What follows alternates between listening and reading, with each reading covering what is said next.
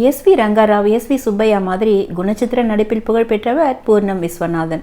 திருநெல்வேலி மாவட்டம் முன்னீர்பள்ளம் கிராமத்தில் பிறந்தவர். பள்ளியில் படிக்கும்போதே ராமானுஜர் வேடத்தில் நடிச்சிருக்கார். 1945 அகில இந்திய வானொலி நிலையத்தில் செய்தி அறிவிப்பாளரா சேர்ந்தார். இந்தியா சுதந்திரம் பெற்ற அன்னைக்கு காலையில 5:30 மணிக்கு தமிழ் செய்தியில பூர்ணம் விஸ்வநாதன் இன்று இந்தியா சுதந்திரம் அடைந்தது என்ற செய்தியை வாசித்தார். சுஜாதாவின் அறிமுகத்துக்கு அப்புறம் அவரோட நாடகங்களை பூர்ணம் நியூ தியேட்டர்ஸ் என்ற குழுவை வைத்து நடத்தி வந்தார். அந்த நாடகங்கள் எல்லாமே ரொம்ப பெரிய வரவேற்பை பெற்றது. அதுக்கப்புறமா சினிமாவில் நடிக்க ஆரம்பிச்சார்.